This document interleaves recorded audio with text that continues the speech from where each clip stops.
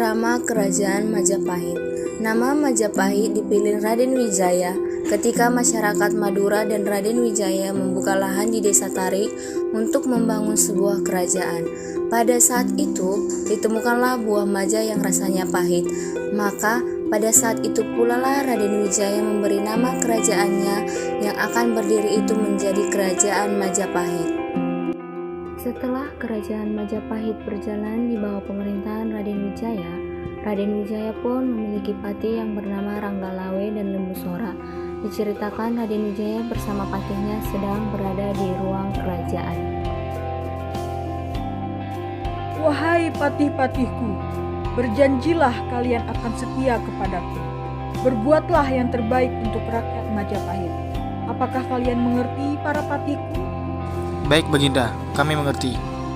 Usai mengobrol di ruang kerajaan, ternyata Ranggalawe dan Lembusora merencanakan sebuah pemberontakan untuk merebut tahta kerajaan dari Raden Wijaya. Temanku, aku tak puas dengan kedudukan yang diberikan Raden Wijaya padaku. Aku pun sudah tidak sabar untuk merebut tahta kerajaan dari Raden Wijaya. Benar, aku pun telah siap merebut tahta kerajaan. Telah ada banyak prajurit yang akan membantu kita dalam pemberontakan ini. Setelah mereka usai menyusun rencana pemberontakan, mereka pun pergi ke kerajaan untuk menemui Raden Wijaya. Hai Raden Wijaya, mengapa kau hanya memberiku kedudukan seperti ini? Tak ingatkah kau, dulu kita bersama-sama berjuang untuk mendirikan kerajaan ini. Mengapa kau tak adil seperti ini? Kau memang manusia tak tahu terima kasih. Apa? Kalian mengaku-ngaku seperti itu? Yang berjuang untuk kerajaan ini adalah para pekerja yang dengan sukarela bersedia membangun kerajaan ini dan para prajuritku yang membantuku. Akhirnya pertarungan pun tak dapat dihindari. Akhir dari pertentangan itu adalah sebuah pertarungan yang mengakibatkan Raden Wijaya meninggal. Kemudian, setelah Raden Wijaya meninggal, Permaisuri Tribuaneswari melaksanakan pesan Raden Wijaya ketika masih hidup, yaitu untuk mengangkat Jayanegara menjadi raja. Maka diselenggarakanlah acara pemberian kekuasaan kepada Jayanegara di depan kerajaan yang penuh dengan rakyat yang ramai. Jayanegara, kemarilah dan tunduklah, nak. Baik, Ibunda. Anakku, sekarang kerajaan membutuhkan pemimpin. Karena kau adalah putra mahkota, maka ibunda mewakili ayahandamu menyerahkan semua tanggung jawab kerajaan Majapahit kepadamu. Maksud Ibunda, Ananda akan diangkat menjadi raja? Iya, anakku. Baik, Ibunda. Ananda terima semua beban dan tanggung jawab kerajaan Majapahit ini. Ananda siap menjadi raja. Pada masa kepemimpinan Jayanegara, banyak terjadi pemberontakan, seperti pemberontakan Kuti yang cukup berbahaya, tetapi berkat jasa Gajah Mada dapat ditaklukkan. Tetapi Jayanegara meninggal karena ia berselingkuh dengan istri seorang tabib. Tabib yang mengetahui hal tersebut langsung membunuh Jayanegara. Setelah peristiwa pembunuhan itu terjadi, Jayanegara digantikan oleh sepupunya Tribuana Tunggadewi Jayawardhani. Ia dibantu oleh suaminya Kertawardhana untuk menjalankan roda pemerintahan. Adinda, Gajah Mada telah banyak membantu kita dalam mengalahkan para pemberontak. Menurut Kakanda, akan lebih baik jika Adinda mengangkat Gajah Mada menjadi Patih Mangkubumi pada upacara pelantikan. Baiklah, Kakanda. Nanti Adinda akan mengangkat Gajah Mada menjadi Patih Mangkubumi Kerajaan Majapahit. Semoga saja Gajah Mada mempunyai tujuan yang sama dengan kita, yaitu menyatukan Nusantara. Iya, Kakanda, semoga saja.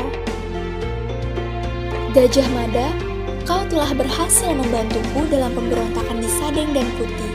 Aku sangat berterima kasih kepadamu. Berkat pengabdianmu terhadap kerajaan, aku mengangkatmu menjadi Patih Mangkubumi. Baginda, sungguhkah engkau menganugerahiku gelar Patih Mangkubumi? Tentu saja, engkau pantas mendapatkannya sebagai buah dari pengabdianmu. Terima kasih yang mulia. karena Engkau yang mulia telah menganugerahiku gelar kehormatan tersebut. Maka aku berjanji di hadapan para pembesar kerajaan. Aku bersumpah, lamun luas kala Nusantara iso makti panapa. Lamun kala sing gurun, ring Serat, ring Sunda, ring Palembang, ring Tumasik, Samana, sun amuki panapa. Setelah Gajah Mada mengucapkan janjinya, langkah pertama yang dilakukannya adalah dengan menundukkan Bali pada tahun 1343 dan dilanjutkan menaklukkan seluruh wilayah Nusantara pada masa pemerintahan Hayam Wuruk.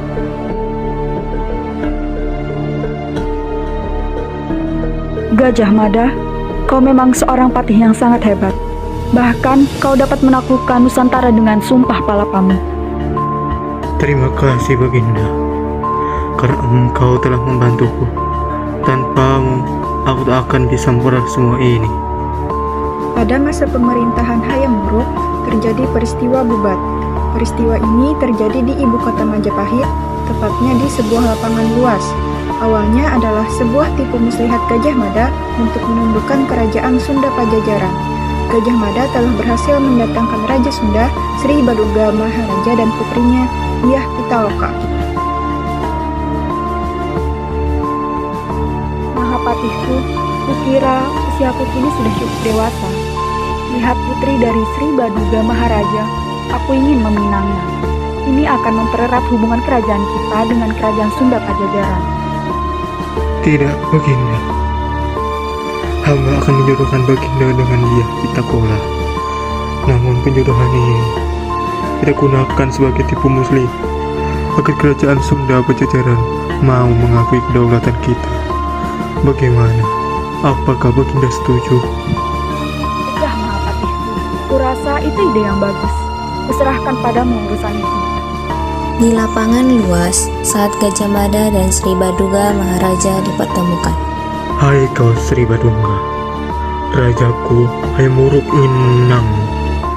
Namun kau harus mengakui kedaulatan Majapahit. Apakah kau setuju? Aku tidak setuju. Aku tidak mau putriku menjadi permainan politikmu. Dasar kau tidak ingin prajuritmu gugur dan terjadi peperangan. Lebih baik kau menerima penawaran ini. Apa kau mengerti? Tiba-tiba dari kejauhan datanglah Dyah Pitaloka. Aku akan setia pada kerajaan. Aku tidak akan mau menikah dengan rajamu. Jika itu mau, akan terjadi peperangan besar di tempat ini. Kau salah bila tidak menerima penawaranku. Menikahlah dengan rajaku. Tidak mau. Aku tidak mau hidup bersama rajamu. Lebih baik aku mati daripada harus mengakui kedaulatan kerajaan. Aku tidak sudi. Aku akan bunuh diriku sebagai tanda aku akan tetap setia pada kerajaanku. Jangan anakku, ayah tidak ingin kau mati. Terimalah perjodohan itu, ayah rela anakku. Sri Baduga tidak dapat menghalangi keinginan putrinya, dan Dyah Pitaloka pun mati. Terjadilah sebuah peperangan besar yang melibatkan dua kerajaan tersebut, yang dikenal dengan peristiwa Bubat. Setelah peristiwa Bubat, Gajah Mada mengundurkan diri dari jabatannya karena usia lanjut. Patihku, terima kasih selama ini kau telah mengabdi pada kerajaan. Jasamu akan dicatat oleh sejarah. Walaupun kini kau sudah tak menjadi patihku lagi. Saya akan tetap dan selalu berjuang demi kerajaan Majapahit, Baginda. Setelah beberapa lama Majapahit berjaya, ternyata tibalah masa keruntuhannya. Mengapa seluruh peganganku dalam menjalankan kerajaan ini hilang seiring dengan berjalannya waktu? Karena kematian Gajah Mada dan ibunya, Tribhuwana Tunggadewi, Hayam Wuruk pun kehilangan penasehatnya dan menyebabkan kerajaan menjadi gunjang-ganjing. Persaingan dan intrik politik di antara keluarga kerajaan pun terjadi setelah Hayam Wuruk meninggal pada tahun 1389 Masehi. Ketika mendengar ayahnya meninggal, maka putra Hayam Wuruk dari seorang selir yang bernama Wirabumi pun sempat memikirkan keinginannya menjadi raja. Akan tetapi, yang berhak menjadi seorang raja untuk menggantikan Hayam Wuruk adalah putri Hayam Wuruk dari seorang permaisuri yang bernama Kesumawardhani. Wardani, kaulah yang pantas untuk menjadi raja, bukan suamimu itu. Dia tak pantas menjadi raja. Kak, bukan maksudku untuk tidak mau menjadi raja, namun aku tak siap menjadi raja dari kerajaan ini, Kak. Apa? Kau tidak siap? Kau siap menjadi raja jika kau mau, karena ini memang hakmu, bukan suamimu. Istriku, jika memang kau tak siap menjadi raja, aku siap menggantikanmu. Apa? Kau bangga sekali mengatakan itu. Bila kau menjadi raja, aku yakin kerajaan ini pasti akan runtuh. Wikramawardhana pun memerintah kerajaan Majapahit. Tetapi pada tahun 1400 Masehi, Kesumawardhani wafat. Sementara Wikramawardhana mempunyai maksud untuk menjadi biksu. Kemudian, tidak beberapa lama, Wikramawardhana pun menyerahkan kekuasaannya pada Suhita anaknya. Dan akhirnya kemarahan Wirabumi pun semakin tak terbendung mendengar hal tersebut. Sehingga terjadilah peperangan di antara Wirabumi dengan Wikramawardhana yang disebut dengan Perang Karekrek, yang mengakibatkan terbunuhnya Wirabumi dan secara tidak langsung menyebabkan semakin melemahnya kerajaan Majapahit. Dan dengan melemahnya kerajaan Majapahit, terjadilah penyerangan oleh pasukan kerajaan Islam Demak pimpinan Raden Patah yang menyebabkan runtuhnya Majapahit.